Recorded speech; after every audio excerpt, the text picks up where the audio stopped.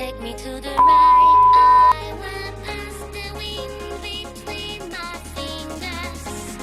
Take me to the sun on the highest mountain ever dreamed.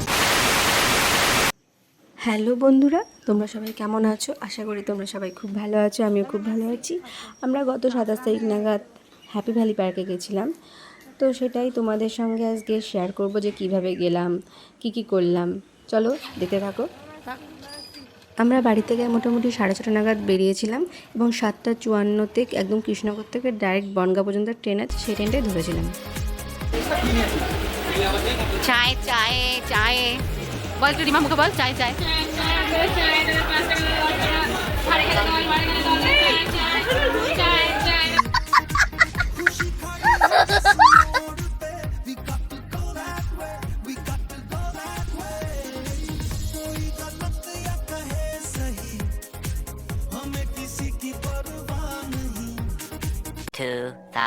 Years later.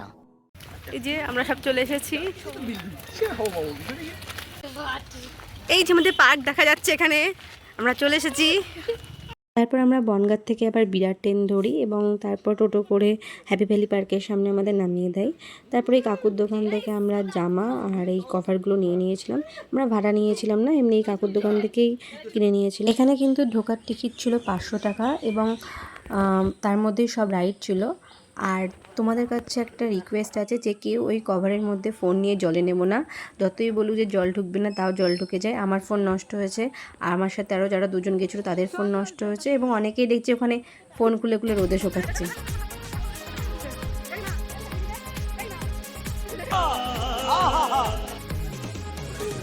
Ready, স্নান করবে বলে ready, পুকুরে ঝাঁপ দেবে। তারপর আমরা এখান থেকে লকারের চাবি নিয়ে নিয়েছিলাম। এখানে 300 টাকা জমা নিচ্ছিল, কিন্তু পরে 200 টাকা আবার ব্যাক করে দিয়েছে। তো আমরা দুটো লকার নিয়েছিলাম, আমাদের আবার পরে 400 টাকা ফেরত দিয়ে দিয়েছিল। তো তারপরে সব লকারে জামা কাপড়গুলো রেখে আমরা সবাই এখানে রেডি হচ্ছি।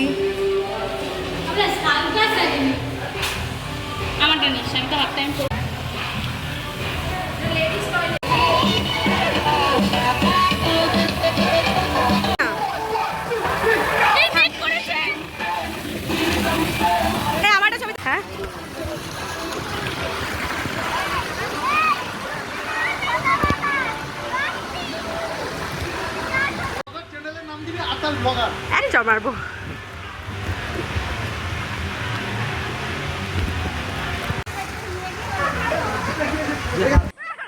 এই রাইডটা ভীষণ ভয়ঙ্কর ছিল এবং খুব মজাও ছিল। তো আমরা সবাই খুব মজা করেছি, আর ওরা ভীষণভাবে গাইড করছিল। এখানে তোমরা সবাই ফ্যামিলি নিয়ে যেতে পারো। হাসি শুনেই বুঝতে পারছো যে আমরা কতটা মজা করেছি, কিন্তু তারপরে একটা দুর্ঘটনা ঘটে যায়। আমার ফোনটাই জল ঢুকে যায় এবং আমার ফোন অফ হয়ে যায়। তারপরে আর কিছু ক্লিপ আমার কাছে নেই, তো তাই তোমাদের সাথে আর শেয়ার করতে পারলাম না। তো যেটুকু আছে তাই তোমাদের সঙ্গে তুলে ধরলাম।